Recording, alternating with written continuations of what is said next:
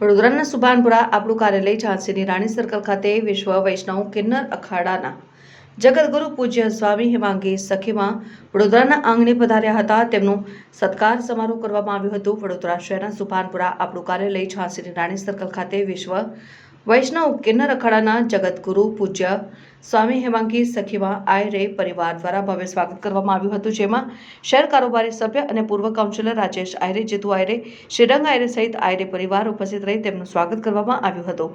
વિશ્વ વૈષ્ણવ કિન્નર અખાડાના જગતગુરુ પૂજ્ય સ્વામી હેમાંગી સખીમાં આયરે પરિવારને આશીર્વાદ આપ્યા હતા અને ગુજરાત અને વડોદરામાં વૈષ્ણવ કાર્યાલય શરૂ કરવામાં આવશે. ત્યારબાદ પત્રકાર પરિષદનું આયોજન કરવામાં આવ્યું. પત્રકાર પરિષદમાં વિશ્વ વૈષ્ણવ કિન્નર અખાડાના જગતગુરુ પૂજ્ય સ્વામી હેમાંગી સખીમાએ વૈષ્ણવ કિન્નર અખાડા પરિષદની કામગીરી અંગેની જાણકારી, જેમાં મહાકુંભ યાત્રા દરમિયાન મમતા કુલકર્ણીને લઈને વિવાદ સર્જાયો હતો તેના ઉપર પણ પ્રતિક્રિયા આપી હતી, જેમાં કિન્નર અખાડા મહામંડલેશ્વર જગતગુરુ શ્રી હેમાંગી સખીમાં સનાતન ધર્મને લઈ કઈ રીતે આગળ વધવું તે મીડિયા સમક્ષ માહિતી આપતા જણાવ્યું.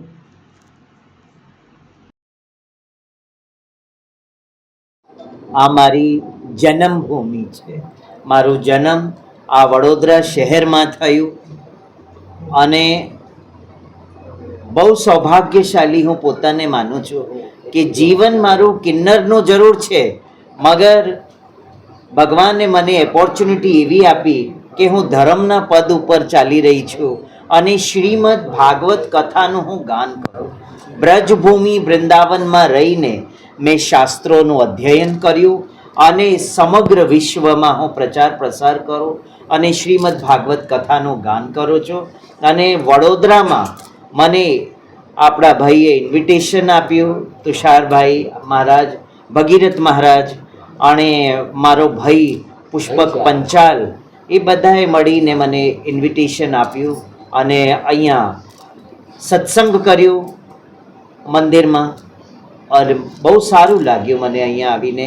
આ વર્ષો પછી હું મારા જન્મભૂમિ ઉપર આવી છું અને પ્રયાગરાજ કુંભથી એક આગાઝ અને એક શંખનાદ કર્યું મેં કે વૈષ્ણવ કિન્નર અખાડા, આ નવું વૈષ્ણવ કિન્નર અખાડાનું મેં ગઠન કર્યું અને 25 અમારા કિન્નર સમાજના લોકોને મેં એમને મહામંડલેશ્વરનું પદ આપ્યું છે કે આગળ એમને શિક્ષિત કરીને, દીક્ષા દઈને એમને શિક્ષિત કરીને પૂરા સમગ્ર સંસારમાં અમારા કિન્નર ભગવાનનું નામ પ્રચાર કરે અને ઉદાહરણનો સ્તોત્ર બને સમાજ માટે.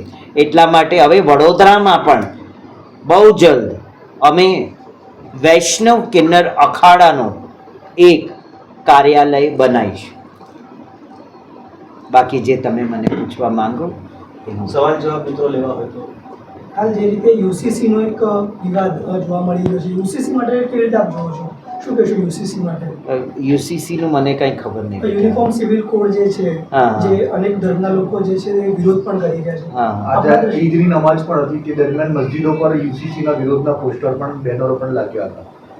શું કહેશો? હવે એ બધા વાતમાં હું શું કહી શકું? યુસીસી ના ઉપર એવું છે, મને તો કઈ નોલેજ નથી યુસીસી. તમે મને બીજું કઈ સવાલ જે હોય. હાલ જે રીતે પ્રયાગરાજમાં મહાકુંભ થયો, કેવા કેવી રીતે અનુભવ રહ્યા, કેવી રીતનો માહોલ શું હશે? દેખો, પ્રયાગરાજનું કુંભ અમે કર્યું અને બહુ સારું ગયું પ્રયાગરાજનું કુંભ. હા, મગર જે પ્રયાગરાજમાં ભગદડ થઈ અને આટલા લોકો ત્યાં આગળ શરીર છોડ્યું આ ભગદડમાં, એ મને બહુ અફસોસ થયું. એ ના એવું નહીં થવું જોઈતું હતું.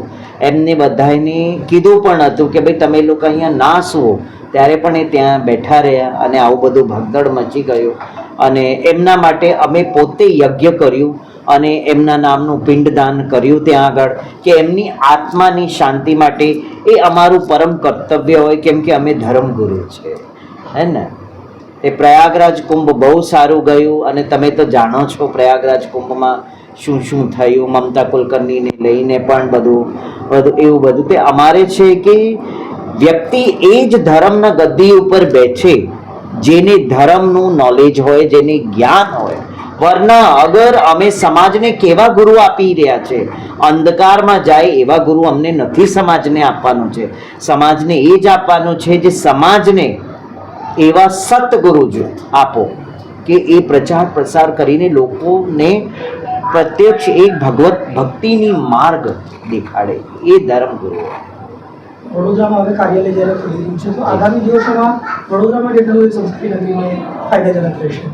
આ બહુ ફાયદાજનક રહેશે અને આ સંસ્કારી વડોદરા ગુજરાત એક સંસ્કારી ભૂમિ છે અને અમે બધા જોઈએ છીએ અને બહુ જલ્દ તમને આ પણ જોવા મળશે કે હું અહીંયા પટ્ટાભિષેક કરવાની છું અને આપણા મહારાજને એક અમે અહીંયા પટ્ટાભિષેક કરીને મહામંડલેશ્વર ઘોષિત કરીશું અને પછી આગળ એમના નેતૃત્વમાં આ વડોદરામાં આગળનું કાર્ય થશે, જેમને હું અહીંયા ઘોષિત કરીશ અને આપ બધાને આમંત્રિત કરીશ જ્યારે હું પોતે મારી હાથેથી પટ્ટાભિષેક કરીશ આ ગુજરાત અને વડોદરાની પાવન ભૂમિ ઉપર. અને હું પોતે આગળ શ્રીમદ ભાગવત કથાનું ગાન કરીશ. એ તમને જોવા મળશે કે કિન્નરના મોઢાથી ભગવાન નામનું સુમિરણ ભાગવતનું કથા એ વડોદરા ભૂમિ ઉપર હું કરીશ. નમસ્કાર. સૌથી પહેલાં દરેક પ્રેસ મિત્રોને કે વડોદરા શહેર એ સંસ્કારી નગરી છે, ધર્મની નગરી છે અને તમે જોયું કે ગઈકાલે ત્રિવેણી સંગમ હતો, ચૈત્ર સુદ નવરાત્રિ બી શરૂ થઈ ગઈ છે, સાથે સાથે ચેટીચંદ હતો, ગુડી પડવા હતા.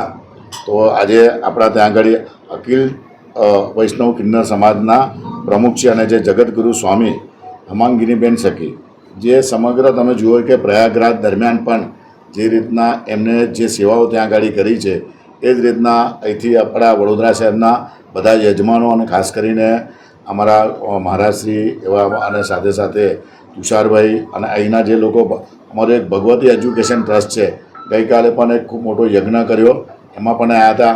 આજે અમારા ઘરે શ્રીરંગના ત્યાં દીકરો પણ થયો છે અને એનું નામ પણ અમે પવિત્ર છે. આ પવિત્ર યાત્રા સાથે સાથે એ પણ આજે ઘરે અહીંયા પધરામણી માટે આવ્યા છે. તો સાથે સાથે આપ સૌ લોકોને પણ મળવાનું પણ થાય.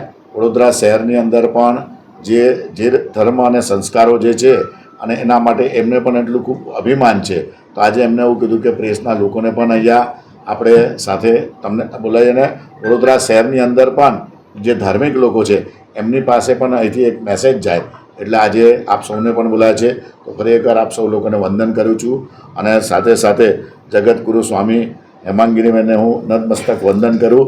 આજની વડોદરા શહેરની આ પાવન ભૂમિ પર એમના જે પગલાં પડ્યા છે, સાથે સાથે અમારા પવિત્રને પણ એમને જે આશીર્વાદ આપ્યા છે, સમગ્ર અમારા આખા વડોદરા શહેરની સંસ્કારી નગરીને પણ એમને જે આશીર્વાદ મળ્યા છે એ બદલ હું અમને નતમસ્તક વંદન કરું છું.